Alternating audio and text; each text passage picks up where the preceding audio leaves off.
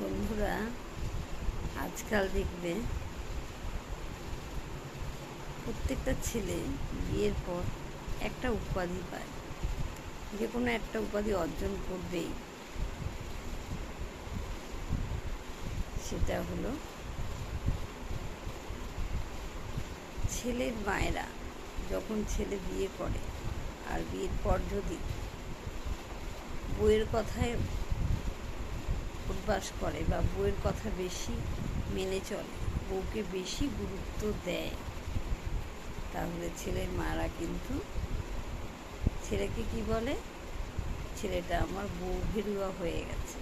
তার মানে ছেলেটি ভেড়া, ছেলেকে ভেড়া পদবি দান করে মায়েরা।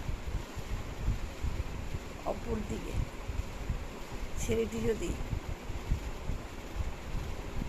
বউয়ের কথা না শুনে ছেলেটি নিজের মায়ের কথায় উদ্বাস করে, মা যা বলে তাই শুনে চলে, তাহলে মেয়ের মায়েরা জামাইকে কী পদবি দান করে?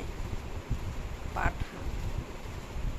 বলে আমার জামাইটা একটা পাঠা, মার কথায় উদ্বাস করে, নিজের মার কথায় উদ্বাস করে, আমার মেয়েকে গুরুত্বই দেয় না।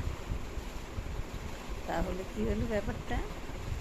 ছেলেরা বিয়ে করলেই একটা পদবি তাদের প্রাপ্য, হয় পাঠা নয়তো ভেড়া।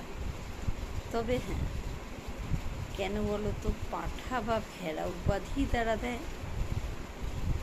আমার মনে হয় কি বলো তো, আমার যেটা মনে হয়, এখন পাঠার যা দাম,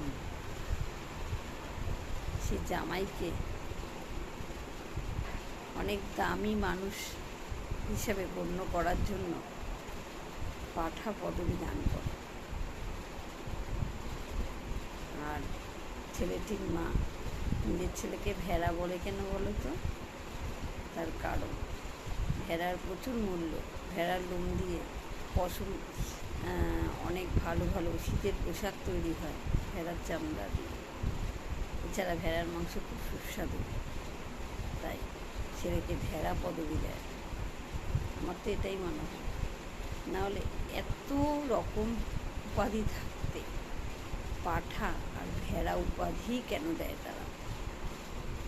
কি তোমাদের কি মনে হয়? একদম যা মনে হয় কমেন্ট করে বলবে, কেউ মাইন্ড করো না, কেমন?